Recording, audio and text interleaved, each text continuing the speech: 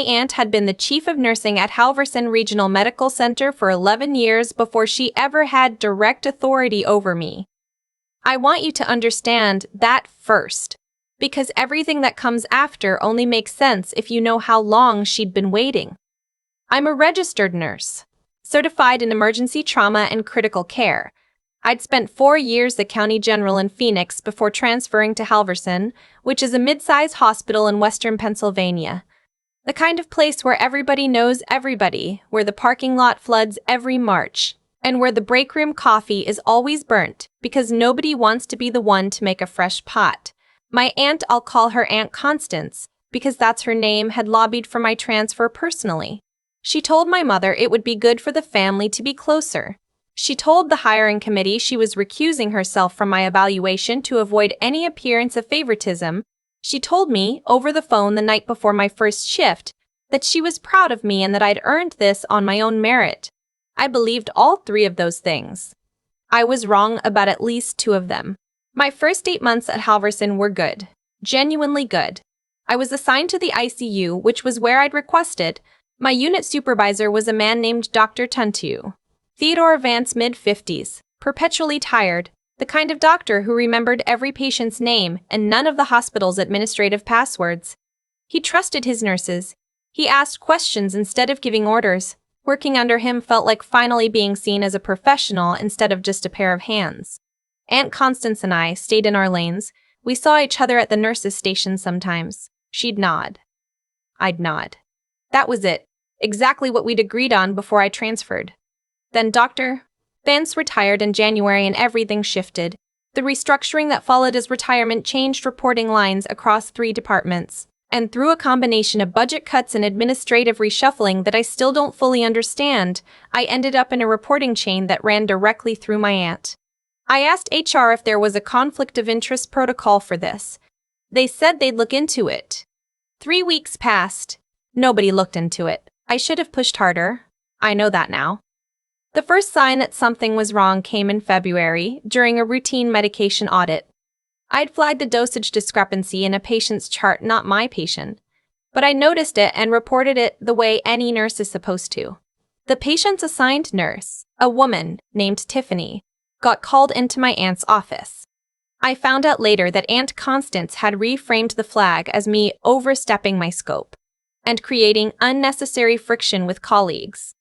Tiffany came back to the floor looking pale. She didn't speak to me for 2 weeks. I told myself it was a misunderstanding. In March, I applied for the trauma response lead position that opened up after our previous coordinator moved to Pittsburgh. It was a lateral move in terms of pay, but it came with formal leadership responsibilities and a seat on the department's protocol committee.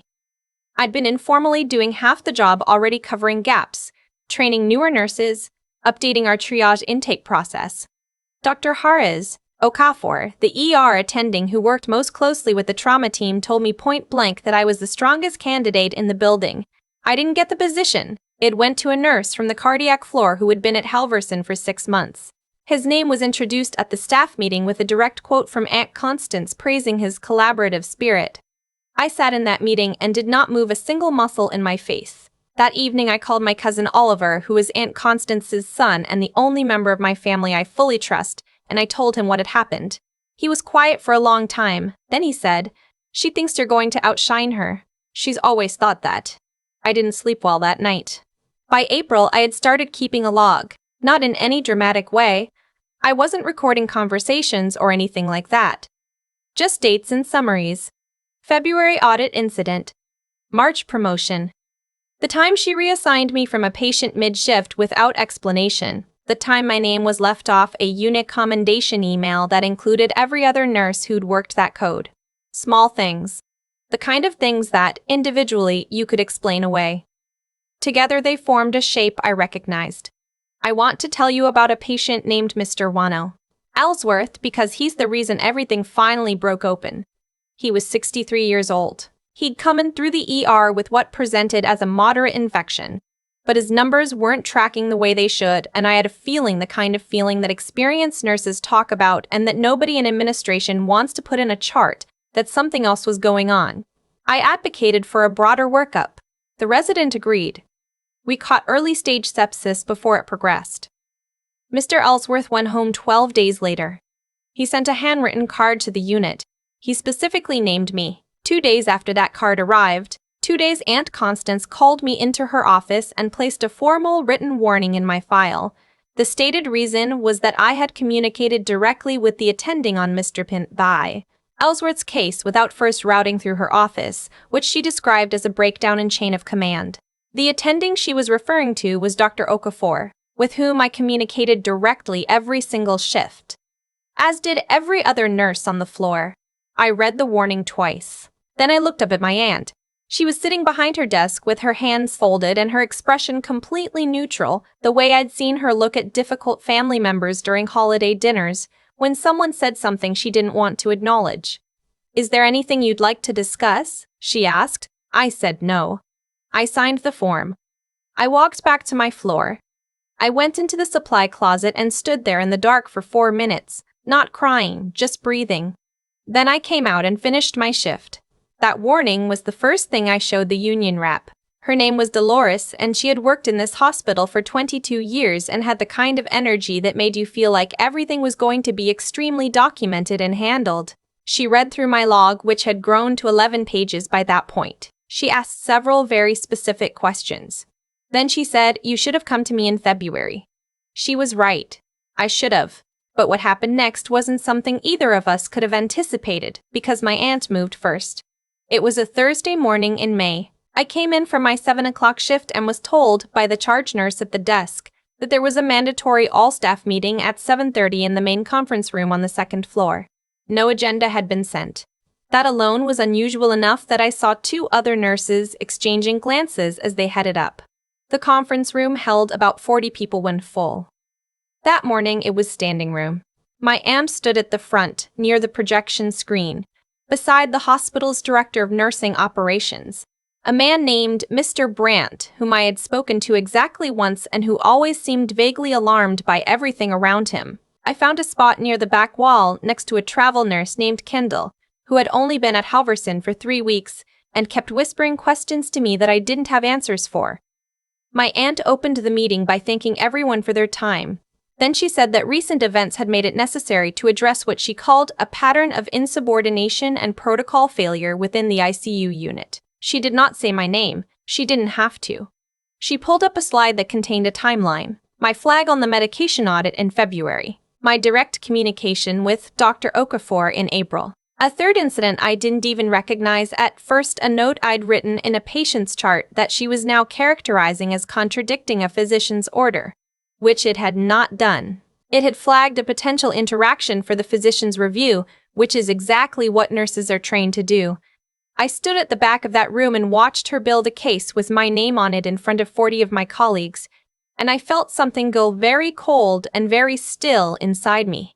She concluded by announcing that effective immediately, one nurse from the ICU was being placed on a performance improvement plan and was reassigned to a float pool position pending review. She still didn't say my name. She just looked directly at me for the first time that morning.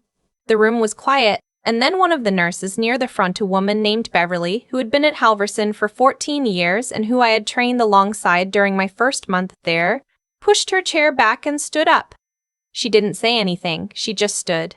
Then another nurse stood, a travel nurse from the cardiac floor, then 2 techs. Then Kendall, standing right next to me, who had been at this hospital for 3 weeks and barely knew my name. I counted. I counted because I needed something to do with my hands and my mind, and because I could not cry in that room in front of my aunt. 26 people stood up. Mr. Brandt, the director of operations, said, What is happening?" Beverly said. "Calm as anything. We're filing a grievance. All of us. Today." My aunt's expression did not change, but her hands resting on the podium tightened. I walked out of that room behind Beverly and I still did not cry. I cried later, in my car, in the parking garage, for about 11 minutes. Then I called Dolores. Dolores filed the grievance that same afternoon. It named 9 specific incidents, a pattern of targeted professional retaliation, and a conflict of interest that HR had failed to address despite being notified in writing. The hospital's response was to bring in an external review team, This is the part that took the longest, 6 weeks, and the part that felt the most like standing in a room where the ceiling might fall and not knowing exactly when. During those 6 weeks, I worked my reassigned float shifts. I showed up. I did my job. I avoided the second floor. I also, on the advice of Dolores and a labor attorney I'd consulted named Miss Whitfield, began gathering documentation I was legally entitled to, my performance reviews going back to my start date, the written warning, the promotion decision records, and the timeline my aunt had presented in that meeting, which had been captured on the projector and which contained at least one factual inaccuracy I could demonstrate with a time-stamped chart entry. The chart entry was the one that mattered most. The incident she described as me contradicting a physician's order. I had the timestamp showing my note had been entered before the physician's order, not after, which meant either she had misread the records or she had deliberately misrepresented the sequence. Miss Whitfield, when I showed her this, said only "good" and wrote something down. The external review concluded on a Wednesday. By Friday, I received a formal letter from hospital administration. The written warning was being expunged from my file. The performance improvement plan was rescinded. I was offered reinstatement to my ICU position, back pay for the weeks I'd spent in the float pool at reduced hours, and a meeting with the chief medical officer to discuss, and this is the phrase they used, going forward. Aunt Constance was placed on administrative leave pending a separate internal review of her conduct and her department's compliance with conflict of interest policy. I heard through Oliver that she had retained her own attorney. I don't know what happened after that. I made a deliberate choice not to track it. What I know is this: the trauma response lead position was reopened. I applied again. This time the selection committee included Dr. Butt Okafor and 2 nurses from outside my department. The process took 3 weeks and included a formal presentation component. I got the position. My first week as trauma response lead, I updated our triage intake protocol, the update I'd been working on informally since the previous November, the one that had never made it through committee because the committee seat had been occupied by someone else. The protocol went through in 2 meetings. Dr. Okafor called it long overdue. Beverly came to find me after the second meeting. She's the kind of person who doesn't hug people unless she means it, and she hugged me. "You know why I stood up that morning?" she said. I told her I didn't know exactly. "Because I watched this place do that to good nurses for 20 years, she said, and I was tired. I thought about that a lot in the weeks that followed, about how much of what happened to me had already happened to other people in quieter ways, in smaller rooms, without 40 witnesses, about how the system Beverly described, the one that buries things for the good of the institution, only stops when enough people decide they're tired of it at the same time. I thought about the 11 pages of notes I'd kept, about how I'd almost talked myself out of going to Dolores, about how close I came to just accepting the float assignment and telling myself it was temporary. I still work at Halverson. I still park in the same lot that floods every March. The break room coffee is still always burnt, but when new nurses rotate through the ICU now, I tell them 2 things on their first shift. Document everything, and find your Beverly early before you need her. Because the truth is, I didn't get through what I went through because I was exceptional.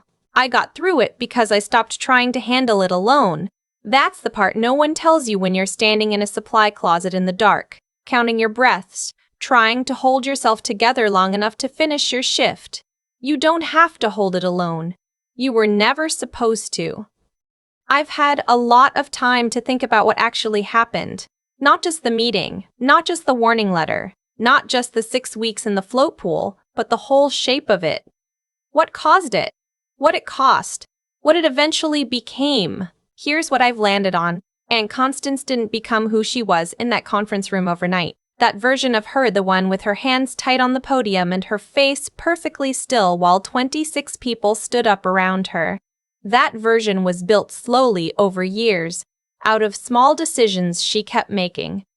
To protect her position instead of her integrity, to manage perception instead of people, to choose control over mentorship every single time it came up.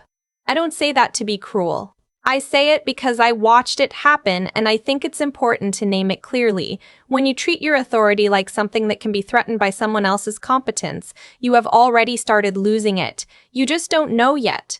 And I made my own mistakes. I waited too long. I kept giving the benefit of the doubt past the point where doubt was reasonable. I stood in a supply closet alone when I should have been sitting across from Dolores. I told myself it would resolve itself, that maybe I was reading it wrong, that making it official would make things worse.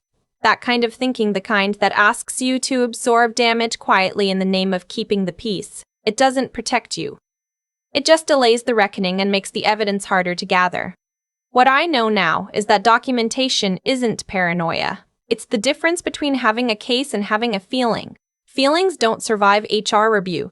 11 pages of timestamp notes do. I also know that what Beverly did that morning, standing up without being asked, without knowing exactly what would happen next, without any guarantee that it would matter, that took something I don't have a clean word for.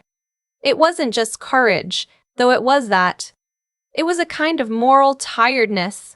The kind that accumulates in people who have watched the same injustice happen quietly for long enough that they finally decide the discomfort of speaking is less than the discomfort of staying silent. I want to be that person for someone else someday.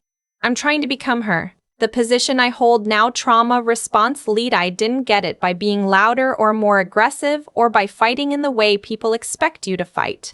I got it by doing the work, documenting what I did, finding people who could see it clearly, and refusing to disappear when someone with more authority wanted me to.